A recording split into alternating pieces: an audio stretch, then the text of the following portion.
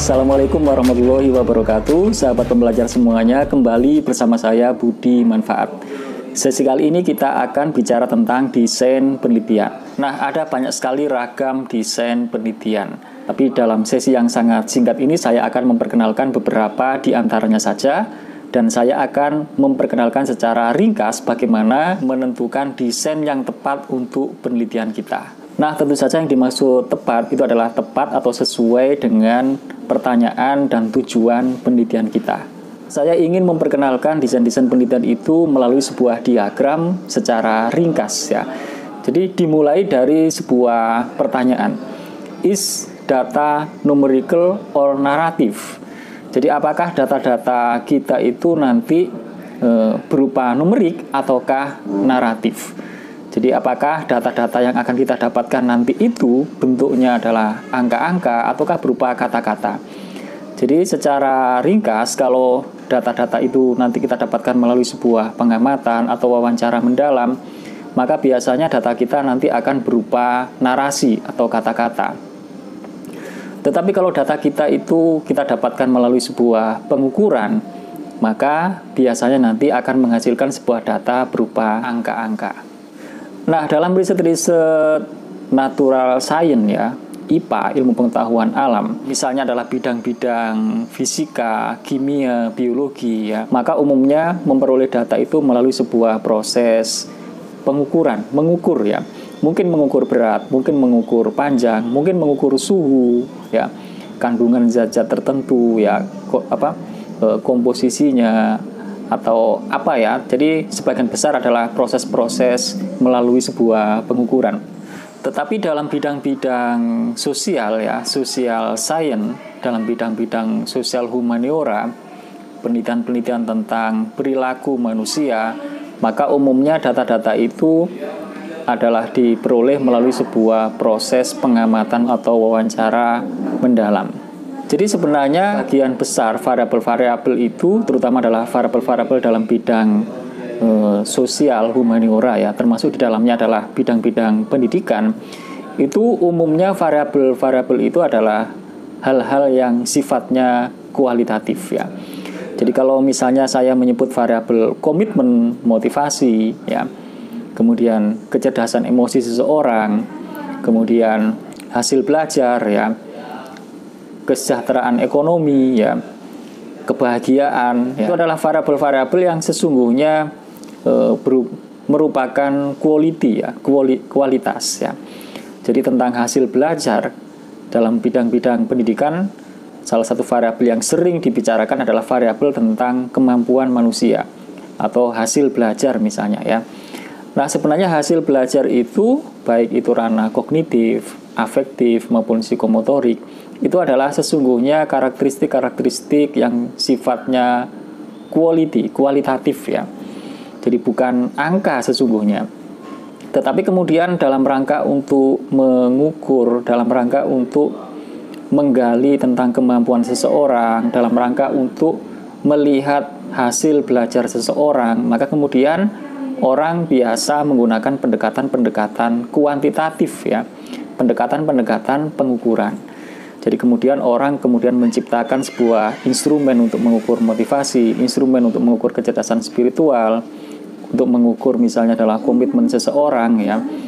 Jadi itu adalah instrumen atau skala-skala yang digunakan untuk mengukur variabel-variabel yang sesungguhnya adalah variabel-variabel yang kualitatif.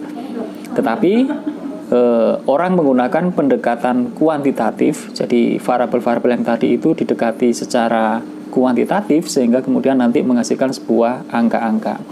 Nah, disitulah kemudian ada istilah pendekatan ya. Kita mengenal ada pendekatan kuantitatif, ada pendekatan kualitatif. Jadi sekali lagi itu adalah hanya sebuah pendekatan karena sesungguhnya variabel-variabel yang tadi kita bicarakan itu adalah hal-hal yang sifatnya kualitatif. Nah, jadi pada tahap yang pertama kita ditanya is data numerical or narrative. Apakah data-data kita itu nanti berupa angka hasil pengukuran ataukah berupa narasi-narasi hasil pengamatan atau hasil wawancara mendalam. Jika ternyata merupakan angka-angka data kita itu, Jadi kalau data-data kita itu berupa angka-angka, maka kita masuk ke bagan yang sebelah kiri ya. Kalau berupa naratif, maka nanti kita masuk ke bagan yang sebelah kanan. Nah, begitu kita masuk dalam sebuah bagan yang sebelah kiri, kita lalu kemudian ditanya cause effect relationship. Jadi apakah kita itu bicara tentang hubungan sebab akibat ya. Jadi apakah penelitian kita itu bicara tentang hubungan sebab akibat? Jadi bicara tentang hubungan ya, hubungan sebab akibat. Jadi biasanya kalau judul penelitiannya misalnya adalah pengaruh bla bla bla terhadap bla bla bla ya. Atau misalnya efektivitas penerapan bla bla bla bla bla dalam meningkatkan bla bla bla bla bla. Misalnya begitu ya. Jadi itu adalah karakteristik atau ciri sebuah penelitian yang mengkaji tentang hubungan sebab akibat ya. Cause effect relationship. Jadi kita ditanya, apakah kita itu bicara tentang hubungan sebab akibat? Ya, ya. Kalau iya, maka kita masuk ke bagan lanjutan sebelah kiri. Kalau tidak, maka kita akan masuk ke bagan sebelah kanan lanjutannya. Nah, setelah kita memastikan bahwa kita itu mengkaji tentang hubungan sebab akibat, maka kita masih ditanya, independent variable manipulated, apakah variabel independennya itu bisa dimanipulasi? Ya. Jadi apakah variabel bebasnya itu bisa direkayasa? Ya, bisa dimanipulasi ya. Jadi misalnya begini. Ada sebuah penelitian misalnya ingin menguji cobakan apakah sebuah metode pembelajaran yang baru misalnya adalah sebut saja metode pembelajaran ABC ya. Apakah metode ini bisa efektif untuk meningkatkan hasil belajar siswa misalnya begitu ya. Nah, maka variabel bebasnya adalah berupa penerapan metode pembelajaran ABC. Variabel dependennya, variabel terikatnya adalah hasil belajar siswa. Nah, jadi kita tadi ditanya, apakah variabel independennya itu bisa dimanipulasi? Ya, independent variable manipulated, apakah variabel bebasnya bisa dimanipulasi? Apakah penerapan metode pembelajaran ABC itu bisa direkayasa? Nah, coba direnungkan ya. Jadi nanti konteksnya bagaimana? Jadi kita bisa membuat rekayasanya misalnya adalah nanti ada dua kelompok, dua kelas. Jadi dipastikan bahwa dua kelas ini memiliki karakteristik yang hampir sama kemampuan awalnya. Lalu nanti kelompok yang pertama ini akan diajar menggunakan metode pembelajaran ABC. Yang kelompok yang kedua, kelas yang kedua nanti akan diajar menggunakan metode seperti biasanya, umumnya saya sebut saja metode konvensional ya. Nah, jadi ada dua kelas, yang ini saya beri treatment ABC, yang ini saya beri treatment konvensional ya. Kalau saya balik boleh nggak? Jadi saya balik kelas yang ini saya kasih metode ABC, atau kelas yang ini saya kasih kelas yang ini diterapkan metode seperti biasanya atau konvensional, sementara kelas yang satunya saya terapkan metode ABC. Jadi saya tukar dengan rencana yang tadi itu. Boleh nggak? Boleh, bisa ya. Berarti variabel independennya bisa dimanipulasi. Saya bisa men-setting, saya bisa mengatur mana yang nanti akan diberi treatment ABC dan mana yang nanti akan diberi treatment konvensional. Nah, berarti ketika kita tadi ditanya independent variable manipulated, apakah variabel independennya bisa dimanipulasi? Jawabannya iya. Maka kalau iya, ini adalah karakteristik penelitian eksperimental ya. Nah, kalau tidak, maka bukan penelitian eksperimental namanya. Nah, kalau tidak seperti apa? Jadi misalnya contohnya adalah kita ingin membandingkan antara IQ anak-anak pedalaman dan IQ anak-anak pesisir. Jadi misalnya penelitian ini dilatar belakangi oleh adanya dugaan bahwa anak-anak pesisir itu IQ-nya lebih tinggi daripada anak-anak pedalaman. Misalnya begitu ya. Maka kemudian kita melakukan sebuah penelitian, apa iya IQ anak-anak pedalaman dan IQ anak-anak pesisir itu berbeda ya. Dengan kata lain, penelitian ini ingin melihat apakah lokasi yang dibedakan atas pedalaman dan pesisir itu mempengaruhi IQ ya. IQ. Berarti bisa kita sebut bahwa X-nya, variabel independennya itu adalah lokasi ya, tempat tinggal yang nanti dibedakan atas pesisir dan pedalaman. Nah, sementara Y-nya adalah IQ ya. Nah, sehingga ketika kita ditanya tentang apakah variabel bebasnya itu bisa dimanipulasi ya. Jadi apakah lokasi atau tempat tinggal itu bisa dimanipulasi? Jawabannya tidak ya. Jadi gambarannya adalah anak-anak pedalaman ya tetap harus kita anggap anak-anak pedalaman. Anak-anak pesisir harus tetap kita anggap sebagai anak-anak pesisir. Tidak bisa dimanipulasi atau direkayasa. Misalnya kelompok yang ini saya anggap sebagai anak-anak pesisir padahal dia anak pedalaman ya. Lah ini nggak bisa ya. Ini nggak bisa. Jadi itu sudah terbentuk, itu sudah melekat dalam dirinya. Dia memang anak pesisir, dia memang anak pedalaman. Tidak bisa direkayasa. Nah, sehingga variabel X-nya yang sudah terjadi itu, yang sudah terbentuk itu, dia tidak bisa dirubah-rubah, tidak bisa dimanipulasi. Ya, jadi penelitian yang model seperti ini, maka sebutannya bukan penelitian eksperimental, tapi adalah penelitian ex post facto. Atau sebutan lainnya adalah kausal komparatif ya. Kausal komparatif research ya. Jadi bedanya dengan yang penelitian eksperimental, kalau penelitian eksperimental ada treatment. Jadi ada perlakuan tertentu ya. X-nya bisa direkayasa, siapa yang nanti akan diberi treatment A, siapa yang nanti akan diberi treatment B bisa disetting, bisa diatur ya. Tetapi kalau penelitian kausal komparatif atau ex post facto, maka tidak perlu adanya sebuah treatment, tidak perlu adanya sebuah perlakuan. Jadi X-nya variabelnya sudah terbentuk, kita tinggal membandingkan tentang Y dari dua kelompok yang berbeda itu. Itulah sebabnya dia dikatakan sebagai causal comparative research. Nah, kita kembali ke tahapan ketika kita tadi ditanya cause effect relationship, apakah kita itu bicara tentang hubungan sebab akibat?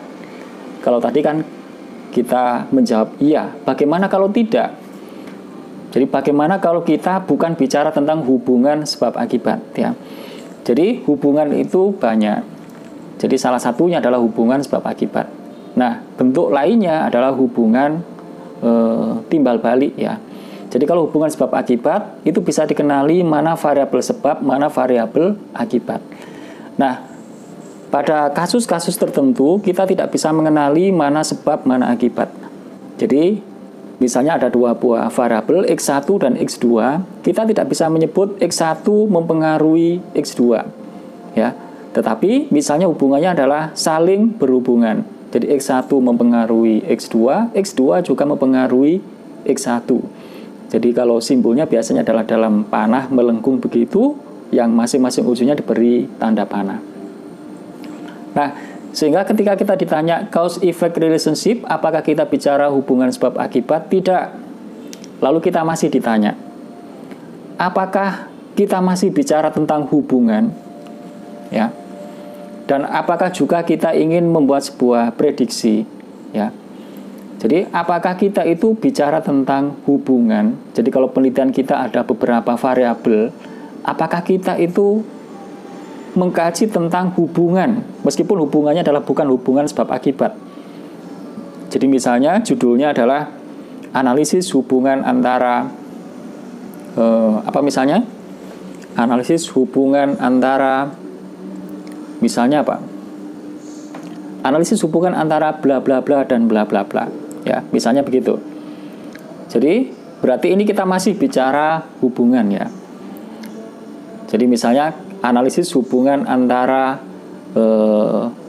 jumlah permintaan dengan harga barang. Bisa kalau di bidang ekonomi begitu ya. Analisis hubungan antara jumlah barang dan analisis hubungan antara banyaknya permintaan dengan harga barang. ya. Jadi misalnya kita ingin meneliti begitu ya, dua hal ya. Jadi banyaknya permintaan itu bisa diduga bisa mempengaruhi harga barang, dan harga barang sebenarnya juga bisa mempengaruhi banyaknya permintaan ya. Nah, kita ingin tahu ya bagaimana hubungan dari dua variabel itu misalnya. Nah, kalau kita misalnya berbicara tentang hubungan, meskipun hubungannya adalah bukan hubungan sebab akibat, maka ini disebut sebagai correlational research ya. Jadi nanti kita mendapatkan data tentang banyaknya barang. Jadi misalnya kita mencatat dalam 1 bulan terakhir, dicatat kondisi perharinya. Jadi hari 1 misalnya banyaknya permintaan sekian, harga barang saat itu sekian. Pada hari kedua jumlah permintaannya sekian, dan hari itu harga barangnya sekian. Sampai hari ke-30 dicatat semuanya dan nanti dilihat korelasinya. Apakah tampak ada korelasi positif, ataukah ada korelasi negatif, ataukah tidak ada korelasi. Nah, ini adalah karakteristik dari penelitian korelasional. Tapi ketika kita ditanya relationship, terus kemudian kita mengatakan tidak, yang berarti bahwa kita tidak bicara hubungan ya. Jadi ketika kita ditanya apakah masih bicara tentang hubungan dan untuk kepentingan prediksi ya. Untuk kepentingan prediksi itu misalnya adalah kalau ternyata korelasinya sudah diketahui, maka kita bisa memprediksi kondisi X1 kalau X2-nya diketahui, atau kita bisa memprediksi kondisi X2 kalau X1-nya diketahui ya. Tetapi kalau kita tidak bicara tentang hubungan, jadi meskipun kita dalam penelitiannya banyak sekali variabelnya, tetapi kita tidak dalam rangka untuk menghubungkan satu sama lain, maka penelitian kita disebut sebagai penelitian deskriptif atau deskriptif research. Berarti kita ingin menggambarkan bagaimana X1, bagaimana X2, bagaimana X3 dan seterusnya ya, kondisinya masing-masing seperti apa, dan kita tidak hendak untuk mengkaitkan satu variabel dengan variabel yang lainnya. Jadi misalnya judul penelitiannya adalah minat baca masyarakat Cirebon, misalnya begitu ya. Jadi misalnya judulnya adalah minat baca masyarakat Cirebon. Berarti ini kita bicara hanya satu variabel, yaitu variabel minat baca. Lalu kemudian kita ngambil datanya mungkin melalui sebuah angket atau sebuah skala pengukuran minat baca dan seterusnya. Lalu nanti kita gambarkan. Ya, berarti penelitian kita ini tidak untuk menganalisis hubungan variabel satu dengan variabel yang lain karena variabelnya cuma satu. Atau sebenarnya kita bicara beberapa variabel tetapi tidak berbicara tentang hubungan satu sama lain. Misalnya adalah minat baca dan minat berkarya tulis mahasiswa IAIN Syekh Nurjati Cirebon. Berarti penelitian ini ingin menggambarkan dua hal ya, bagaimana minat baca mahasiswa dan juga bagaimana minat berkarya tulis mahasiswa. Jadi yang ini digambarkan sudah tidak mengkaitkan satu variabel dengan variabel yang lain. Nah, kalau seperti ini, maka ini adalah ciri penelitian deskriptif. Nah, kita kembali ke atas. Ketika tadi kita ditanya, apakah data penelitian kita itu berupa numerik ataukah naratif? Dan ketika kita menjawab naratif, misalnya itu adalah karena hasil sebuah pengamatan atau merupakan hasil sebuah wawancara mendalam, lalu kita masih ditanya ya, past event or current event. Jadi penelitian kita itu membicarakan sesuatu yang sudah lampau terjadi ataukah kita bicara tentang sesuatu yang sedang terjadi. Kalau ternyata adalah membicarakan sesuatu yang sudah lampau terjadi, maka ini adalah karakteristik dari sebuah historical research atau penelitian sejarah. Nah, akan tetapi kalau penelitian ini berbicara tentang kondisi yang sedang berlangsung hari ini, maka ini adalah disebut sebagai deskriptif research ya. Tapi karena ini adalah naratif, datanya berupa kata-kata, maka lengkapnya biasanya disebut sebagai penelitian deskriptif kualitatif. Jadi kalau yang tadi adalah penelitian deskriptif kuantitatif, yang ini deskriptif kualitatif. Nah, apakah desain penelitian itu sebatas hanya ada 6 ini? Tidak ya. Jadi sebenarnya desain penelitian itu ragamnya sangat banyak sekali, termasuk misalnya nanti ada desain penelitian pengembangan, ada yang disebut dengan desain penelitian evaluasi. Ya, setiap desain nanti memiliki karakteristik yang berbeda-beda. Nah, tapi setidaknya bagan ini sudah membantu kita untuk mengenali beberapa desain penelitian yang sering sekali atau lazim digunakan oleh para peneliti, terutama adalah peneliti pemula. Nah, lebih jelas tentang bagaimana desain penelitian eksperimental, tentang bagaimana desain penelitian kausal komparatif, tentang bagaimana desain tentang penelitian korelasional, ya, penelitian deskriptif, nanti bisa disimak di video-video berikutnya yang memang secara khusus membahas tentang hal itu. Semoga penjelasan yang sangat singkat ini cukup membantu. Selamat terus berkarya. Silakan dicermati rencana penelitiannya masing-masing dan silakan ditentukan kira-kira desain mana yang sesuai atau cocok dengan pertanyaan penelitian dan tujuan penelitiannya masing-masing. Selamat terus belajar. Salam sukses sejati.